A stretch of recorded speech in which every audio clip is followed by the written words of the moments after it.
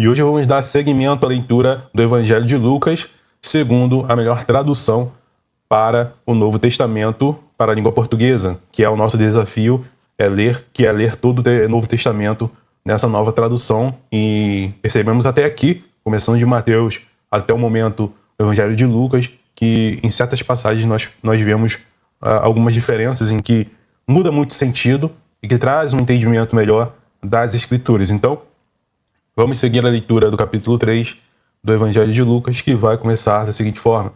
Ora, no 15º ano do reinado de Tibério César, sendo Pôncio Pilatos governador da Judéia e Herodes tetrarca da Galiléia, enquanto seu irmão Felipe era tetrarca da região de Tureia, e Traconites e Lisânias, tetrarca de Abilene, durante o sacerdócio de Anás e Caifás, a palavra de Deus veio sobre João, o filho de Zacarias, no ermo. Aí ele percorreu toda a região próxima ao Jordão, pregando um batismo de arrependimento para perdão de pecados. Assim, presta atenção, hein? Qual a pregação de João? Batismo de arrependimento para perdão dos pecados. Assim como a pregação do Cristo também sempre remetia a isso. O Evangelho, Cristo quando pregava, os apóstolos quando pregavam, sempre remetia a arrependimento. Arrependimento para perdão dos pecados. Então não existe evangelho e pregação. Você compara com as pregações de hoje, né? Tem mais um teor de arrependimento, de te aproximar de Deus ou de afagar os desejos das pessoas, materiais, terrenos, do ego, do conforto, palavras adocicadas para agradar os ouvidos, ou remete a uma questão de autoanálise a si mesmo, porque quem toma e come do corpo de Cristo indignamente não é digno de Cristo. Então, dando continuidade aqui, assim, no verso 4, assim como está escrito no livro da palavra de Isaías, o profeta, dizendo, uma voz clamando, preparem no ermo o caminho do Senhor, façam retas as suas veredas, toda ravina será aterrada, e toda montanha e colina será nivelada. Isso vai estar remetendo já aqui a Apocalipse, né? Essas coisas vão acontecer. As partes tortuosas das estradas serão endireitadas, as partes acidentadas serão planadas, e toda a carne verá a salvação de Deus, a vida de Cristo, no caso, né? Verso 7. Então ele dizia, no caso João, dizia às multidões, que saiam para serem batizados por ele, crias de víboras. Aqui ele falava, no caso, para os fariseus. Quem vos advertiu a fugir da ira vindoura? Pois então, produzi frutos que combinem com arrependimento, e nem em dizer entre vós temos Abraão por pai, porque eu vos digo que até destas pedras Deus pode suscitar filhos a Abraão. Aliás, já mesmo o machado está sendo posto à raiz das árvores. Então, toda árvore que não produz bom fruto é cortada e jogada fogo adentro. Presta atenção aqui que eu estou te falando. Você percebeu o que João falou para os fariseus aqui? A gente vê esse mesmo episódio nos outros evangelhos e vê que essa fala de João não foi direcionada àquelas pessoas que estavam vindo se batizar, arrependidas, confessando seus pecados, claramente, mas sim estava sendo falado para os fariseus e saduceus que iam lá para ver o que João estava fazendo. E mesmo assim não crendo nele, né? Quando João avista essas pessoas, é essa fala que ele tem.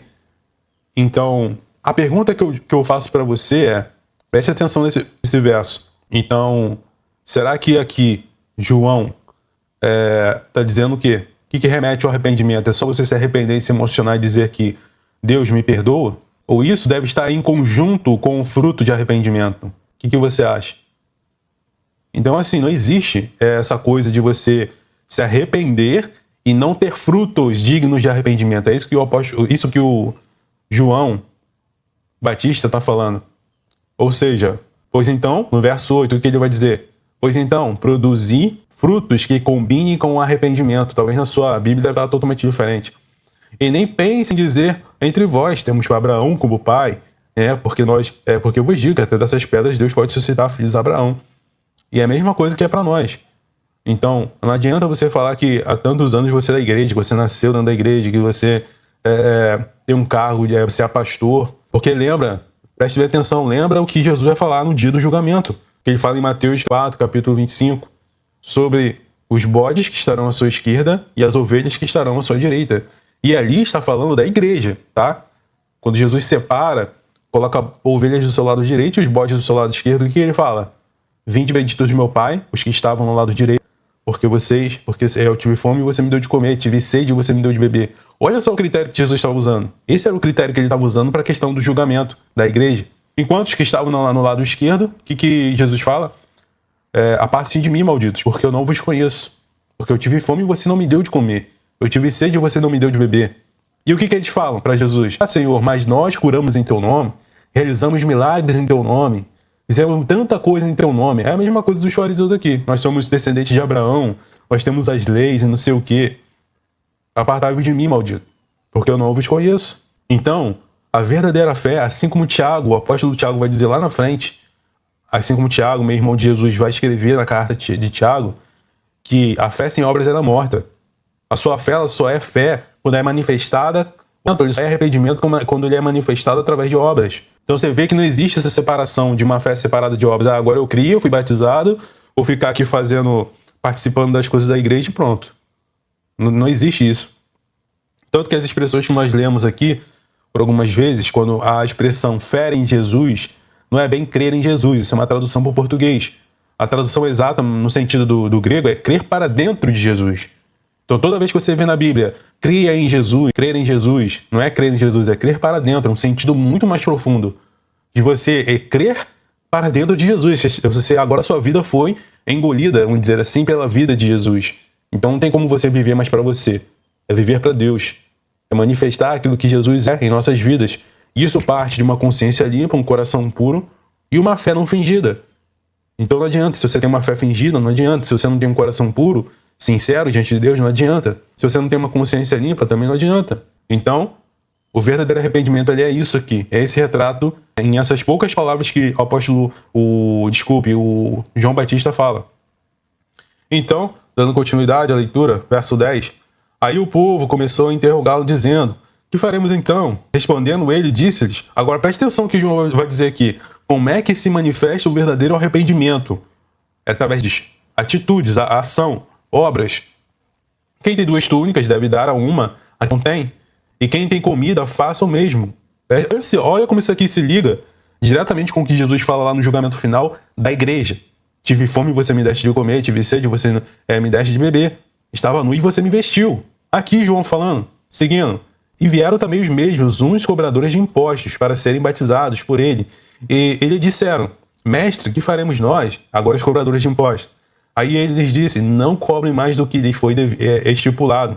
Então os soldados o interrogaram também, dizendo: e nós, que faremos? E ele lhes disse: não extorquir ou azucrinar a ninguém. E contentem-se com o seu salário. Então você percebeu que o verdadeiro arrependimento está diretamente ligado com as atitudes, com as boas obras. É isso aqui que é o verdadeiro arrependimento. Ora, o povo estava em expectativa e todos estavam cogitando no coração a respeito de João, se porventura ele não seria o Messias. João se adiantou a todos dizendo: eu de fato estou batizando-vos com água, mas vem aí o meu superior, de quem não sou digno nem de desamarrar as correias das sandálias. Ele vos batizará com o Espírito Santo e com fogo, cuja a pá de joerá está na sua mão. E ele limpará completamente a sua eira e recolherá o trigo para dentro do seu celeiro, mas queimará a palha como fogo inextinguível. Deveras, com muitas outras exortações, também ele continuou pregando ao povo. Mas Herodes, o tetrarca, sendo repreendido por ele por causa de Herodias, mulher do irmão dele, Herodes, bem como por todas as malignidades que Herodes havia perpetrado, acrescentou a todas as outras ainda esta, encerrou mesmo João na sua cadeia. Outra coisa que eu queria falar aqui é para aqueles que defendem a questão que o adultério anula o casamento. Aqui você vê o João Batista falando diretamente por várias vezes a Herodes, que não era convertido, nem ao judaísmo ele era convertido, ele entendia algumas coisas da história, mas João vivia repreendendo Herodes, que aquela mulher não pertencia a ele, que ele estava em adultério. Então, para aqueles que defendem que você adulterar anula o casamento e te permite casar novamente, aqui está totalmente contrário. Então você está contradizendo João.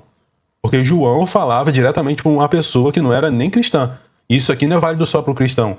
Porque tem aquilo lá, quando era do mundo, a pessoa se separou, casou com outra pessoa, e quando ela se converte parece que tudo é anulado, né? Não é bem assim. Olha o que João está fazendo aqui, né? Então ele está repreendendo Herodes, porque ele estava com a mulher de um homem, já tinha cometido adultério, então na teoria já era para ter anulado o casamento. E essa união entre eles era para ser validada, mas não era isso que João falava. E repreendia Herodes porque ele estava com a mulher de outro, mesmo cometendo adultério. Não anulou o casamento. Mesmo ele não sendo um crente, vamos dizer assim, convertido. Então, assim, aqui que é por terra toda aquela questão que, infelizmente, até muitos grandes pregadores pregam isso, ensinam isso, de que com adultério você está anulando o casamento e pode se casar novamente. Porque, meus irmãos, as pessoas não levam a sério a aliança do casamento que é posta aqui na palavra de Deus.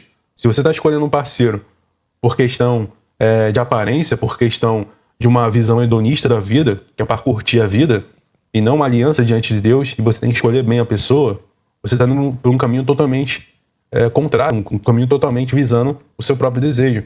E isso tem consequências. Você vai ter que aguentar. Se casar, só morte, meu irmão. Seguindo aqui, ora, aconteceu que quando todo o povo foi batizado, Jesus, tendo sido batizado também, e estando orando, o céu se abriu, e o Espírito Santo desceu em forma corpórea, como pomba, e pousou nele. E saiu uma voz do céu dizendo: Tu és o meu filho amado, em ti sempre me deleito. Verso 23. Ora, Jesus, começando seu ministério com cerca de 30 anos, sendo ele, assim se supunha, filho de José era mesmo, de Eli, de Matã, de Levi, de Melqui, de Janá, de José, de Matatias, de Amós, de Naum, de Esli, de Nagai, de Maaté, de Matatias, de Semei, de José, de Judá, de Joanã, de Ressá, de Zorobabel, de Salatiel, de Neri, de Melqui, de Adi, de Cozã, de Elmodã, de de José, de Eliezer, de Jorim, de Matate, de Levi, de Simeão, de Judá, de José, de Jonã, de Eliaquim, de Meleá, de Mainã, de Matatá, de Natã, de Davi, de Jessé, de Obed, de Boaz, de Salmão, de Naasson, de Aminadab, de Arão, de Jorão, de Esrom, de Perez, de Judá, de Jacó, de Isaque, de Abraão, de Terá, de Naor, de Serugue, de Hagaú, de Feleque, de Eber, de Salá, de Cainã, de Arfaxade, de Sem, de Noé, de Lameque, de Matusalém, de Enoque, de Jared, de Maleleel, de Cainã, de Enos, de Sete, de Adão e de Deus. Então aqui ele traz toda a descendência do Cristo até Adão, para provar que Jesus era o Cristo, né? Aquele que havia de nascer de mulher e pisar a cabeça da serpente, que vemos lá. Então terminamos o capítulo 3 e nós nos encontramos no capítulo 4.